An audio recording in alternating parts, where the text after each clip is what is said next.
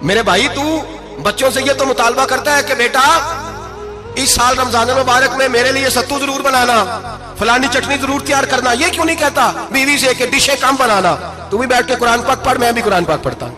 इधर आओ बेटा, यहाँ बैठ के तिलावत करो, मैं भी करता हूँ। बेटी इधर आओ, बैठ के कुरान पाक पढ़ो। कितना वक्त लगता है? हाफिज और कारी और उलमा अगर पढ़े तो 20-25 मिनट लगते हैं कुरान पाक का सिपारा पढ़ने, और अटक अटक के पढ़ने वाला भी पढ़े तो 1 घंटा लग जाएगा। और मेरे नबी पाक सल्लल्लाहु अलैहि वसल्लम ने फरमाया जो कुरान पढ़ते हुए अटकता है अल्लाह उसे डबल सवाब अता फरमाता है। फरमाया जो जुबानी पढ़े सिंगल सवाब, जो देख के पढ़े उसे डबल सवाब। हुजूर क्यों? फरमाया इसलिए कि मेरा कुरान देखने पे भी अल्लाह सवाब अता फरमाता है, कुरान देखने पे भी अल्लाह सवाब देता है, देखने का भी सवाब। रमजान शरीफ में कुरान पाक पढ़े, खोल के पढ़े। और मेरे भाई अगर तेरा बच्चा पढ़े, अगर तेरी बेटी पढ़े, कायनात का खुशनसीब बाप वो है कि बेटा कुरान पढ़े, चाहे नाजरा ही पढ़े।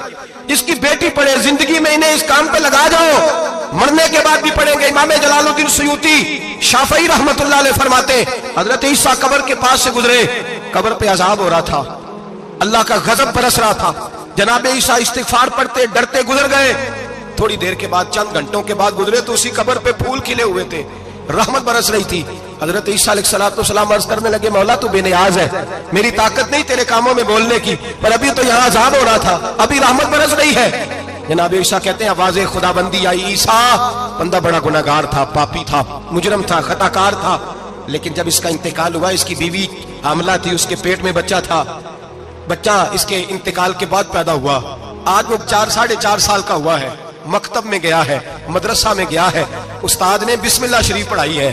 फरमाया उसने तोतली जुबान से कहा है बिस्मिल्लाहिर्रहमानिर्रहीम का, ऐसा मुझे बतला इस जमीन पर वो मासूम जिसे अभी रहमान और रहीम कहना नहीं आता, वो तोतली जुबान से मुझे रहमान और रहीम कहे और मैं उसी जमीन पे उसके बाप को अजाब दूं।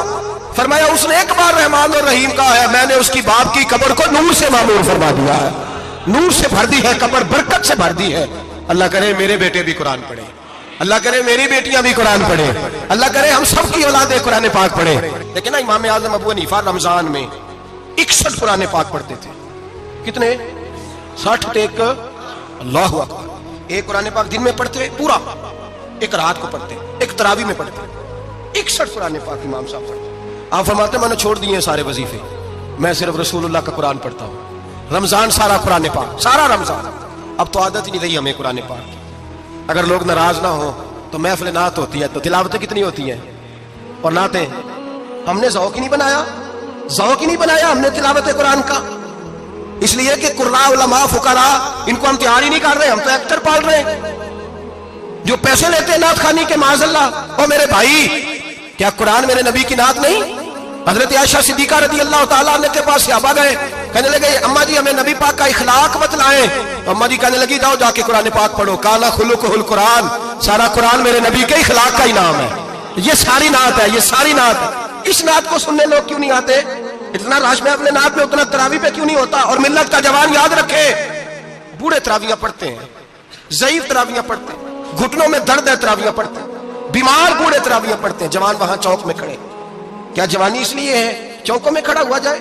क्या जवानी इसलिए है कि सऊदी अरब जाने के लिए पासपोर्ट बनाना हो तो 2.5 घंटे खड़ा रहे तू, शनाख्ती कार्ड के दफ्तर तू खड़ा रहे, प्रोटेक्टर के लिए खड़ा रहे, काफिरों के सामने कासा लेसी करने के लिए तू खड़ा रहे, तू नौकरी पे जाए तो सारी रात खड़ा रहे, और तू कुरान के लिए खड़ा नहीं होता? मेरे महबूब ने फरमाया मन कामा ईमानन व इहतिसाबन गुफिरा लहु मा तक़द्दम मिन ज़ंबि।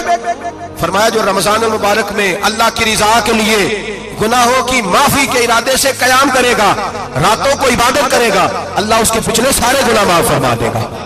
नौजवान इरादा करें, प्रोग्राम बनाएं कि इंशाअल्लाह कुरान पढ़ना भी है, कुरान पढ़वाना भी है, सुनना भी है, और इंशाअल्लाह बोलिए सुनना भी है और पढ़ना भी है और पढ़ाना भी। हिम्मत करें, दलेरी करें, आके खड़े तो हो, अल्लाह तौफीक अता करेगा।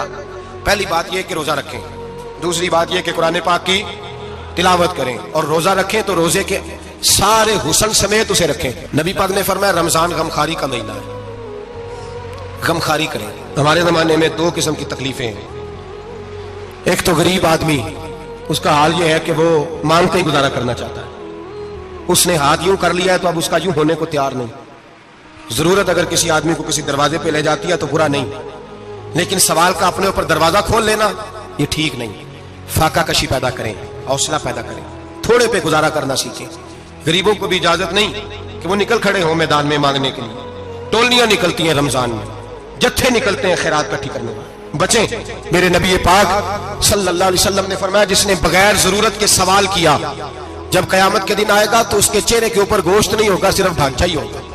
इतनी भयानक सूरत में आए, बगैर अशद जरूरत के सवाल न कर, कभी सवाल न कर।